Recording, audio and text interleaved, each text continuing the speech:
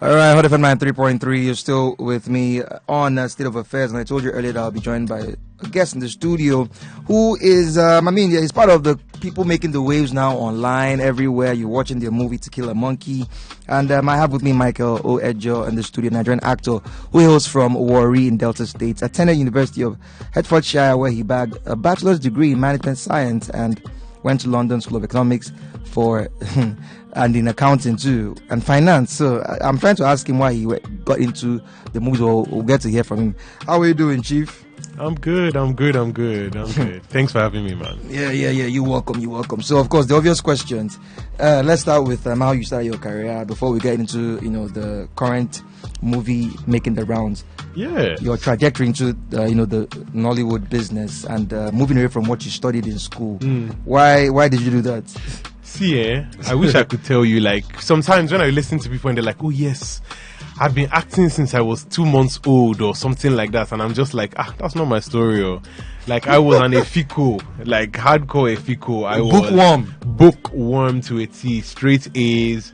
I got a first class degree, like that sort of vibe. Like I was, that's who I was. I did, and then I went on. I was working in an oil company, and I thought that I was going to be like the next, business mogul, the next or something like that. See, I thought that was the next bank MD or something like that. What's the name of this guy? Melikiari. Yeah, sorry, not Emefiele. See, I was. That's where I thought I was going, and life just shook me. I lost my job. Oh wow! Came out of a very, very long relationship, and that didn't work out. My mom was terminally, she's alive, so not terminal, but the ailment is terminal, chronic kidney disease. It's a terminal ailment, but she was able to get a transplant. It was just a crazy year, and I was just at home, kind of depressed. And a friend just said, because I can sing, and a friend was like, I'm doing a stage play and this character requires, a good singer. He didn't even know if I could act. And so they said, you know what, there are 3 songs in it and we need someone who can really, really sing, and it's not really about the acting. But I went there and I was way more interested in the acting, and I impressed the director so much so that I became the understudy for the lead character.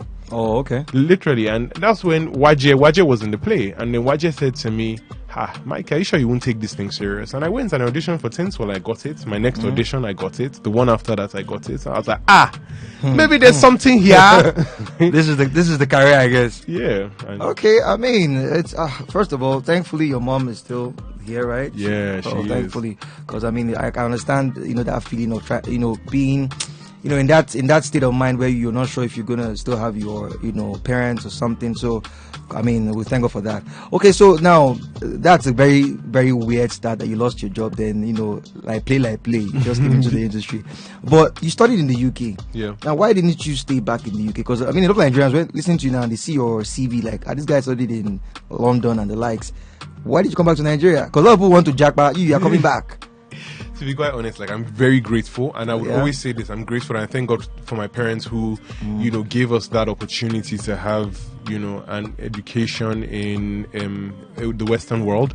Yeah. I'm extremely grateful. It opened my eyes to so many things. But I'm a Nigerian through and through. I don't imagine myself living anywhere else. I know it sounds somehow, because everybody wants to run away. But I keep saying this thing every day: God, please. I don't want to go anywhere. Can they fix it? Like, thank God I'm not alone. I lived there for almost a decade, but no, please, I like it here. Okay, just a quick one. What do you like here that you don't have there? So it's not like it's not there. Like, okay, well, I won't say it's not that it's not there. It's the community here. I like it. I love Nollywood as much as, and I hope this doesn't make me sound small-minded. I like our stories. I like the stories we tell. I like our method of acting. I don't really, as much as I would be grateful if I got a Hollywood job, it's not like my life's mission or anything like that. I love the camaraderie. I like the easy lifestyle. You can hire somebody to do this one and do that one. Go and hire a driver in London if you are really bad. Go and try it. Okay, so more like standard of living, ease of, should I say, having things at your beck and call. That's what you like, and the community. So in London, you're on your own. Hey, you are very on your own. Very, very, very. DIY is your friend. Thank you for that. Okay, so now, I mean, your journey so far in Nollywood, what has it been like, and the roles? How have you been able to keep up with the industry since? I mean, you're already deep into it. So yeah. My journey in Nollywood hasn't been wild, actually. It's been, like I said, first audition ever, booked that. Second audition, booked that. Third one, booked it. And I thank God, because I came in here with a vengeance. I said, I came in here old, though. I'll go for auditions. People be telling me, good afternoon, sir. I said, who's your sir? I'm not all here for the same thing. Like I came in late. I came in at 28, I think. 29. That's not late. No, I said I was going for auditions with 16-year-olds. Okay.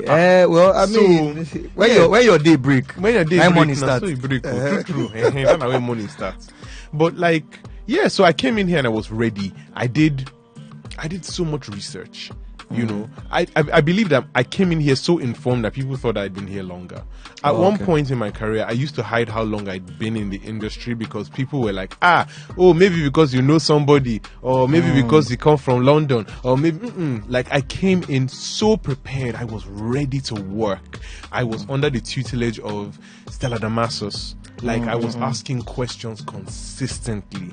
I was forever working on my craft. So I'm quite proud of myself, if I'm being honest. All right, great. Now let's talk about, To Kill a Monkey, which is the rave Yep.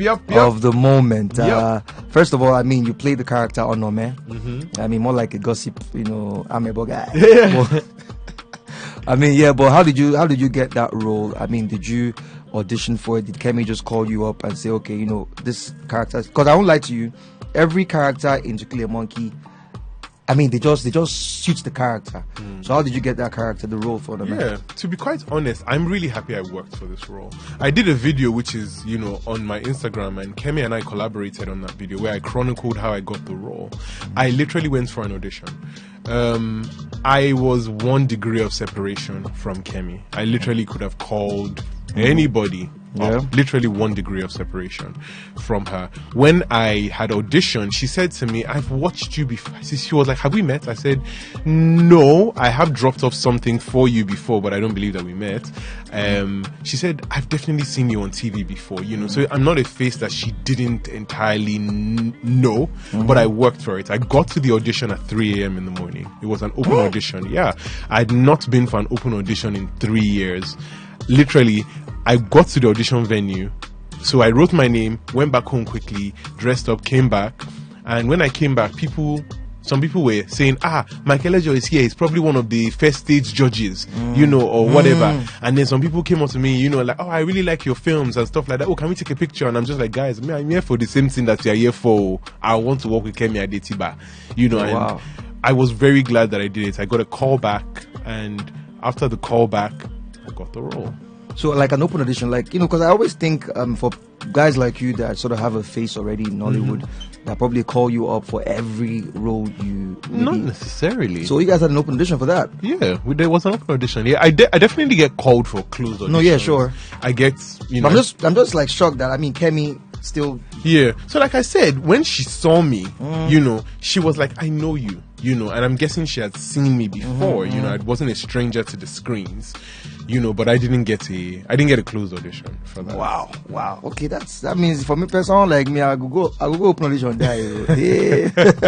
Okay, so now what was the shoot like for you? How long were you guys on set for this production? And did you have any challenges during this particular production on set? Yeah, first I had a challenge. I was being directed by Kemi Adetiba, but my leg was shaking. Of course, that was my challenge.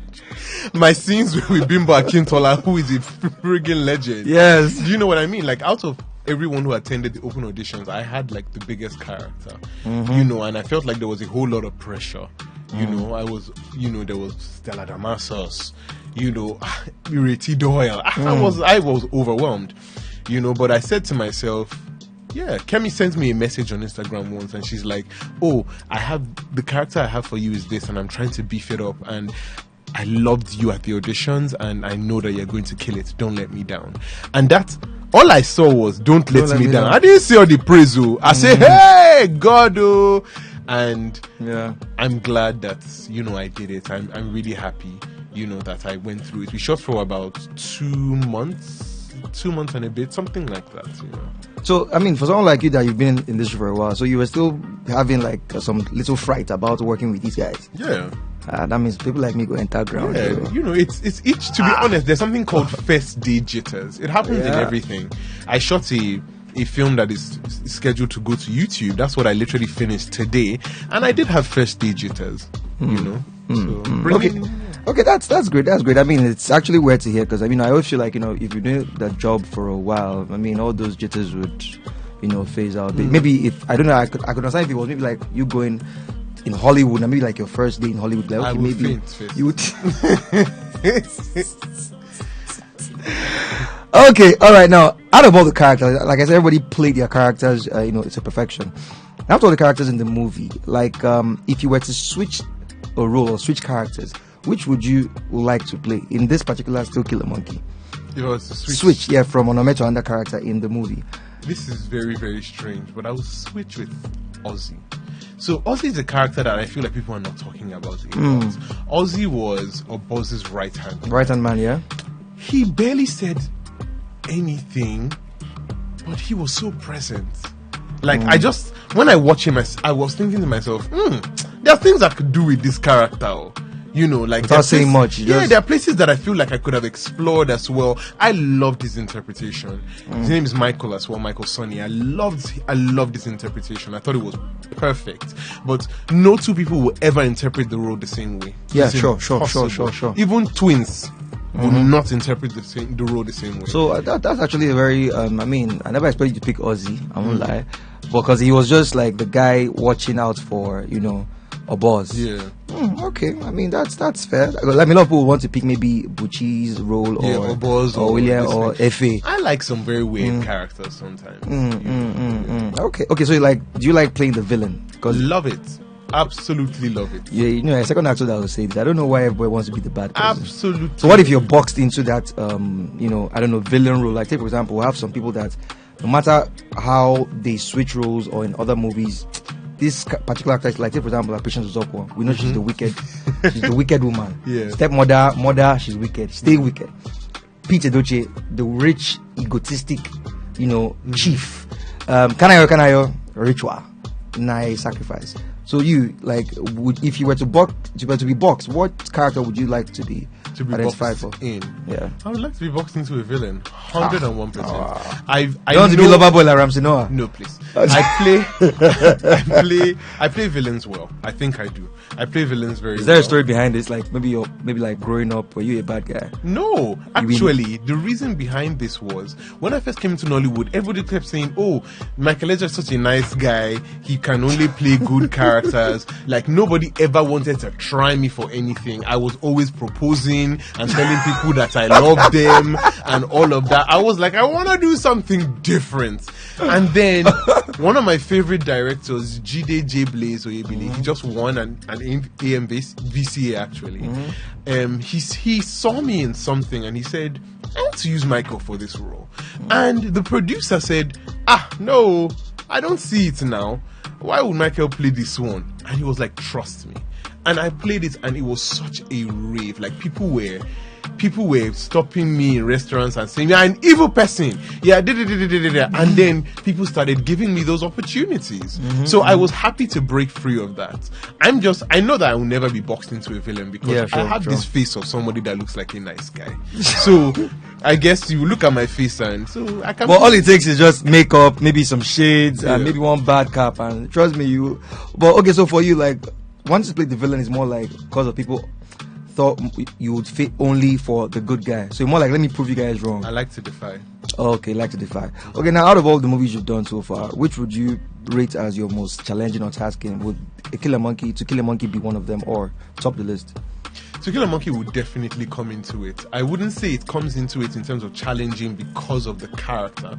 It was challenging because I had to rise, because everybody had the wealth of experience, Yeah. you know, that did, you know, it was a lot of, if you look at it, a lot of the characters were older, Yeah, you know, true. Reti Doyle, you know, Bimba Kintola, William Benson, they hadn't acted for years. Do you know what I mean? I hadn't been doing it for half as long as many of them, so I had to match up to the wealth of experience. Having to match up to Bimba Kintola's experience was something, you know, but in terms of the depth of the character, Yeah. wasn't as hard as the character that I had to play today.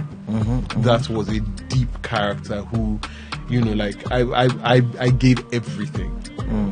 Okay, now from this movie, last one on this To Kill a Monkey, what have the reactions been on your character from your fans? Like, you know, for people who met you to maybe say a few words about how you played Onome.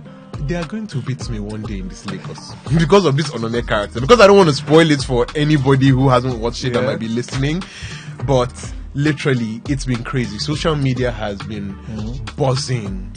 It's been, my numbers have been growing. I literally can't walk into any. I walked into a bakery to buy banana bread for one of my co-stars, Stella Damasos, because she was like, I want banana bread. So I'm like, you know what, Nosa, you're probably the character hated more than me, so you deserve banana bread. So I went and literally, like, it was like, oh, Inspector Onome. Fun fact, my actual name is Onome as well. So if you if you call Onome, I will just answer you, forgetting that you're actually calling the character. But Onome is my actual name. It's actually my first name. Michael is my second name. You know, so literally everywhere I go into Blenko to buy water, it's like, why did you do what you did? Everywhere it's like, I'm like, yo, this is a mega hit show. Yeah, nice one. Okay, that's great. So what are you working on? I mean, you told me you were on set before you got here, so what's in the, you know, in the cooler, or in the, what's cooking? Yeah. So I'm so grateful for every producer that has taken a chance on me, to be honest. My calendar already had a few things inside. But right now, it's like within this 1 week that To Kill a Monkey has come out, so like so many people have reached out to me wanting to use me on projects, and I'm like, oh, this is great, you know. So I have a few things coming out. I love the YouTube audience. You know? Yeah. I'm not somebody who's going to sit down here and tell you, oh, I have this big cinema film or something like that. YouTube is accessible all over the world. I love that people can see that. I just released a film on YouTube. I'm a co-executive producer on a film called The Art of Heart. Lead executive producer is Stella Damasos. We came together and we made this beautiful film. We made two beautiful films, Captured and The Art of Heart. The Art of Heart came out a week ago, last week Wednesday. It stars myself, Sophia Lakija, Jemima Osunde, Charles Bourne, Pamela Ayodeji. Beautiful film. I love my YouTube audience. They keep me going. As a matter of fact, my YouTube audience came hard from me on Netflix. You know, they were like, they were just listing all my films. Ashabi's Child. Look, I can go on. Let me not start listing. They were just like, oh, I loved him in this. I loved him in that. You know. So I love my YouTube audience. So I will be doing a lot more YouTube films. Yeah.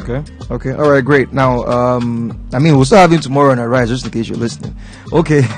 So, final words for probably maybe your fans. You've talked about what you're working on. I mean, what should people expect more from? Like for the rest of the year, do you have like a list of things you would likely maybe release? Yeah. Okay, so I know you might not name everything, but the ones that are probably guaranteed. Yeah, the ones that are guaranteed to come out, I have quite a few. I have Third Party. I have